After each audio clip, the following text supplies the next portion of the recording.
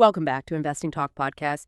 Today, we're zeroing in on a company that, well, it generates a lot of conversation in the market, Tilray Brands. The question on many minds, and the one we're tackling today, is really, is Tilray a good time to buy now?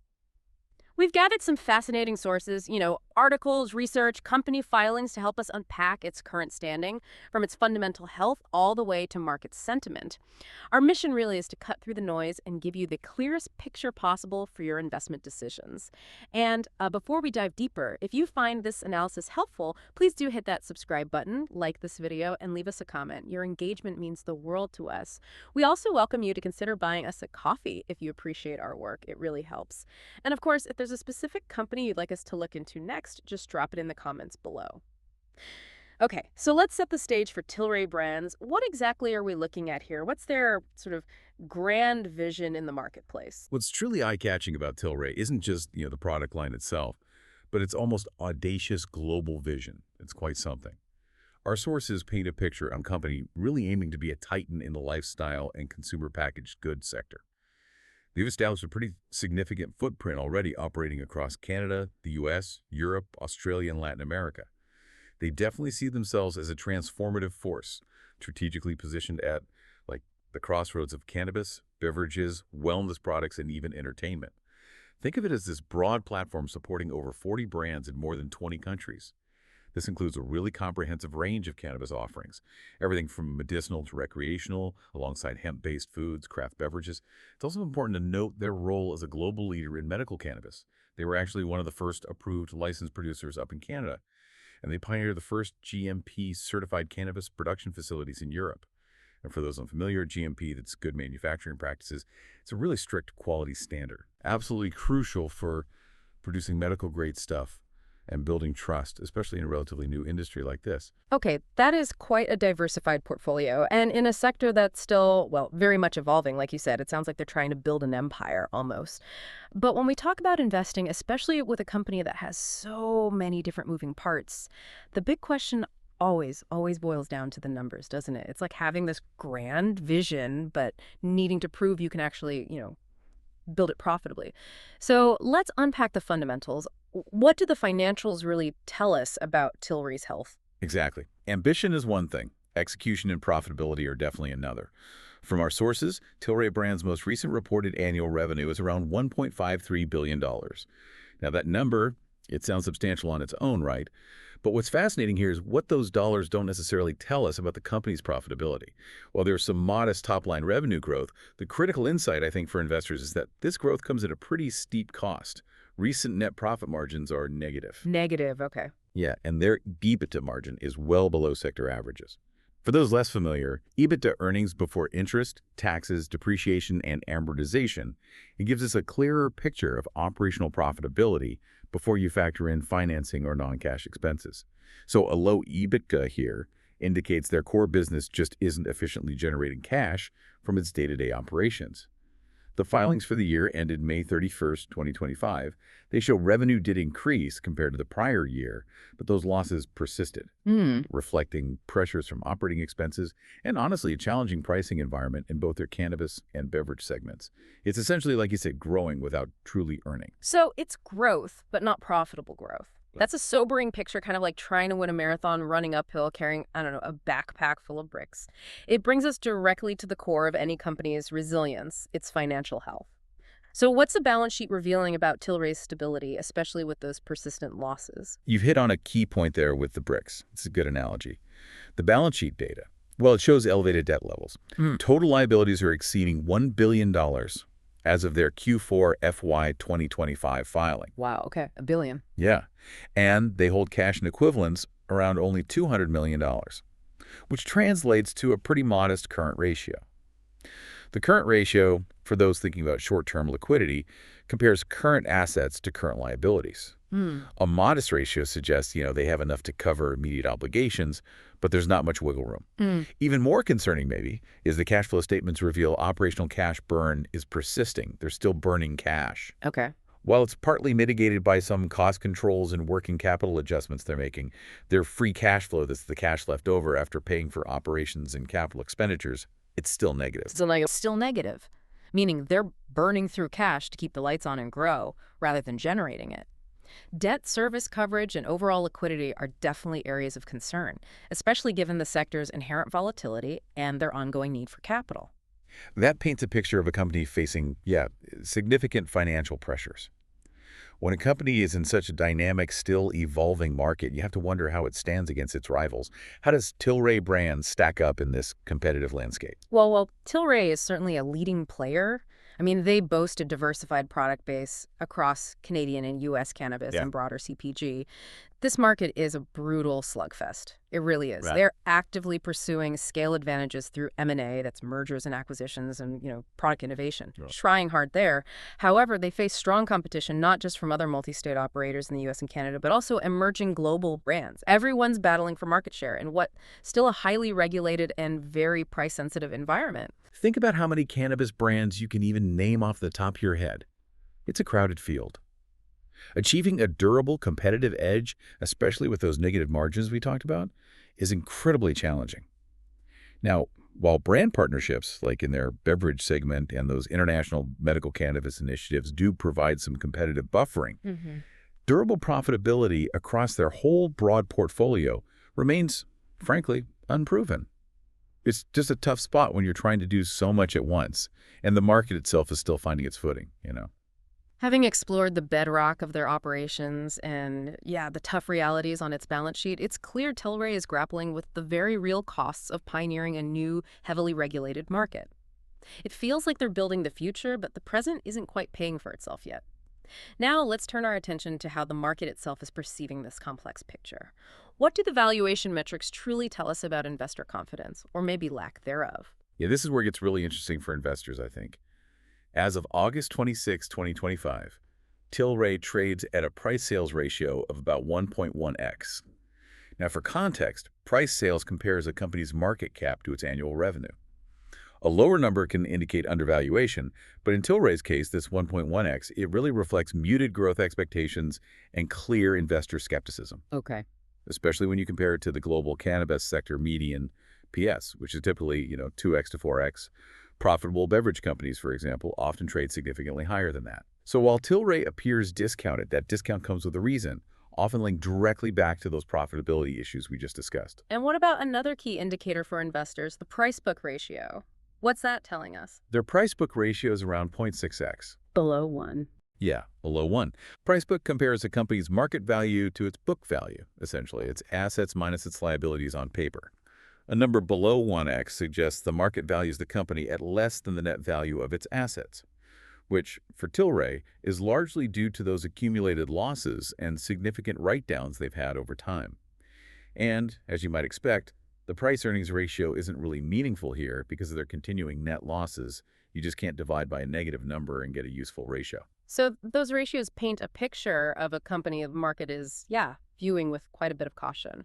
How do these translate into an overall valuation, especially when we start using more sophisticated models like, say, discounted cash flow?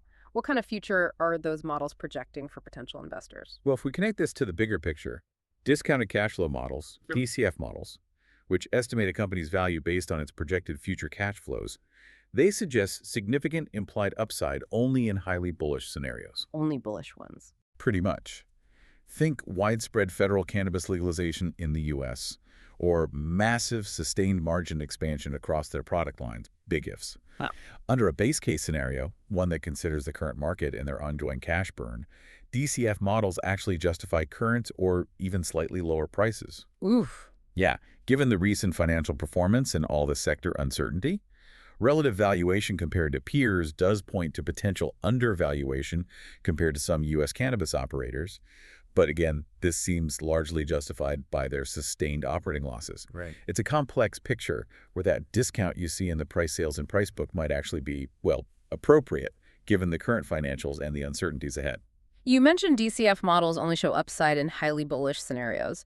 But given the ambition you described earlier, isn't there a case to be made that highly bullish isn't just wishful thinking, but maybe a plausible future for a company like this if regulation shifts dramatically? What would that path realistically look like, and how much of that future do you think is already priced in? That's a really sharp question. And it's precisely the speculative bet some investors are making, right? If U.S. federal legalization were to happen, or if cannabis were rescheduled, it could unlock a massive market. potentially reducing regulatory costs, opening up banking access, allowing for greater operational efficiencies. Right, a game changer. It could be. And Tilray, with its established global presence and diversified portfolio, could theoretically be well-positioned to capitalize on that. However, the models imply that while the potential is definitely there, the probability of that highly bullish scenario and its exact timing, well, that's still very uncertain. Yeah. Right now, very little of that dream scenario seems priced into the stock because the risks, the debt, the cash burn, and the compliance issues are so immediate and tangible. Well, the catalysts feel more long-term and speculative. It's a classic risk-reward trade-off, where the dream is big, but the work and the cost to get there are enormous. That's a powerful distinction. Okay, so beyond the fundamentals and valuation, technical indicators and recent news can offer valuable insights into market sentiment and immediate trends. What has Tilray Brands' price action been like lately? What are the charts telling us? Well, over the past 3 months, Tilray has traded in a relatively wide range between about $1.10 and $1.75. Shows pretty high volatility. Key support seems to lie near that $1.10 and $1.20 level. That's where buyers have typically stepped in to prevent further drops. Conversely, resistance is up around $1.60, $1.75, where sellers tend to emerge and cap any upside movement. That kind of range suggests a lot of back and forth in the market, Neither bulls nor bears are firmly in control for any extended period. And what about the trend itself? Are the indicators pointing towards strength or weakness for the stock right now? Unfortunately, the technical picture generally leans towards weakness. The price is currently below both the 50-day and the 200-day moving averages, which is, a classic signal of a strong downtrend. Recent RSI readings, that's the relative strength index, are near oversold, specifically in the 30-35 range. Now, some investors might see near oversold as a potential buy signal, maybe looking for a bounce. Right, a contrarian play maybe? Could be. However, the MCD moving average convergence divergence, which is a trend-following momentum indicator, it shows persistent bearish momentum. So both of these together suggest that while a short-term bounce could occur, the underlying trend still remains negative. Volatility, measured by ATR, the average true range, is elevated, indicating large price swings are common. And short interest remains significant, meaning a lot of traders are actively betting against the stock. So these technical signals collectively are generally on the weaker side. They point to significant selling pressure still. You've presented a pretty bearish technical picture there. Given this, what about recent company news? Any big announcements that have impacted sentiment or could potentially move the needle, especially with that Nasdaq compliance issue looming large? Yes, definitely. Several key pieces of news have emerged very recently, and they paint kind of a mixed picture. On August 14th, 2025, Tilray Brands announced a strategic review aimed specifically at regaining Nasdaq compliance. Ah, okay. Their share price had breached listing requirements. Basically, it traded below a certain threshold for too long, which is a significant corporate challenge. They've also requested an extension for this, but failing to regain compliance could lead to delisting. Which is obviously bad news. Very bad news. It would limit investor access, potentially depress the stock further. Just before that, though, on August 13th, they announced a medical cannabis partnership in Italy with Molteni, a major pharmaceutical firm. Now, this is a positive development aimed at broadening access to medical cannabis extracts and providing targeted education in European markets. That's a plus. Okay, some good news too. And on August 12th, they expanded their line of THC beverages in the U.S. market. So, still pushing forward on product fronts. So, a clear mix then.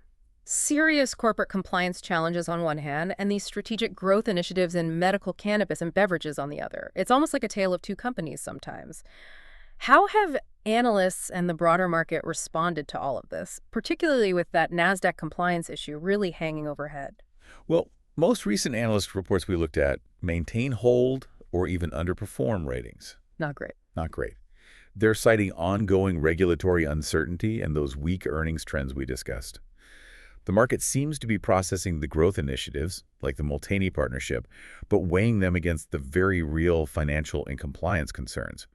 Insider activity, meaning executives buying or selling their own shares, has been pretty limited. That often suggests insiders aren't seeing significant immediate upside themselves. And social media sentiment is, well, mixed to negative, often focusing on dilution risks the possibility of the company issuing more shares, which can hurt existing shareholders, and of course the continuing lack of robust profitability. The market is definitely weighing those growth opportunities against very real, very present financial and operational hurdles. Okay, so considering all these factors, What are the potential upcoming catalysts that could shift the narrative for Tilray Brands, both in the short term and maybe looking further out? What should investors be watching for? In the short term, definitely keep an eye on potential updates on their Nasdaq delisting or compliance status. That's absolutely critical right now. The next quarterly earnings report, expected in late September 2025, will also be closely watched for any signs of improvement, any improvement in profitability or cash flow. Any positive signal would be welcome, I imagine. Exactly. Additionally, further news on European medical cannabis expansion, like that Multani deal, and new beverage product launches, could provide some short-term boosts or positive sentiment shifts. Long-term, the biggest potential catalyst, as we touched on earlier, really remains potential U.S. federal legalization or even just rescheduling of cannabis. This would fundamentally change the market landscape. Could lower costs, open up capital markets, allow for broader distribution. The big one. That's the big one. Beyond that, ongoing M&A activity and product portfolio diversification, along with maybe broader industry consolidation, are also significant long-term factors that could strengthen Tilray's position, assuming they can successfully integrate new ventures and navigate that consolidation. Of course, every investment comes with risks, and Tilray, given its market and current financial state, feels particularly prone to them. What are the most significant risk factors for Tilray Brands, both specific to the company itself and maybe the broader market and sector it operates in? Yet from a company-specific perspective, the persistent operating losses, the negative cash flow, and that high debt load are major concerns. They directly impact financial stability and their ability to self-fund growth. The Nasdaq listing risk, if compliance isn't restored, is also significant. Delisting would reduce liquidity, could make the stock less attractive to institutional investors. Yeah. It's a big deal. Right. There's also the potential for dilution from additional share offerings if they need cash to finance operations or service that debt, which, as we said, can hurt existing shareholders. Looking at the market and sector more broadly, the cannabis industry just remains highly volatile and, frankly, often unprofitable. It's subject to frequent regulatory shifts, political winds, public health concerns. These unpredictable changes can dramatically alter the playing field almost overnight. A tough environment. Absolutely. And intense competition from other multi-state operators, global brands. It continues to keep margins low, making it incredibly difficult for even leading players like Tilray to achieve sustained profitability. It's a challenging environment all around. That's a really comprehensive overview of the opportunities and, well, the hazards too. So what does this all mean for our initial question? Is Tilray a good time to buy now? Bringing everything we've discussed today together, what's our overall assessment for you, our listener? Well, our overall assessment, based on synthesizing these sources, gives Tilray Brands an overall rating of 3 out of 10. 3 out of 10. Okay. Mm-hmm. While its valuation appears low compared to some peers, the ongoing cash burn, the persistent net losses, and those very real compliance and potential delisting risks seem to outweigh any near-term upside potential right now. It really feels more suited for highly speculative short-term trading, for investors who are maybe looking for news-driven rallies and are comfortable with extreme volatility. High risk tolerance needed. Very high risk tolerance. And you need to be prepared for significant price swings both ways. However, the risk-reward profile for long-term investors remains, I'd say, unattractive until the company can demonstrate clear, sustained profitability and critically resolve its listing compliance issues.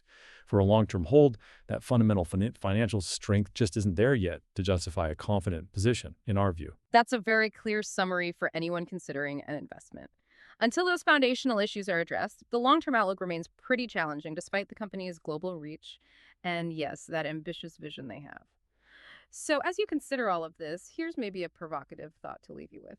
If a company in a high-growth, evolving sector like cannabis struggles so much with profitability and compliance, even as it expands globally and diversifies its portfolio, what does that tell us about the sector's overall maturity? And what about the broader investment thesis for even established players in this space? Are we just seeing the inevitable, messy growing pains of a brand new industry? Or is there maybe a fundamental challenge to profitability in this unique market that's proving harder to crack than expected? Keep exploring, keep questioning, and keep learning.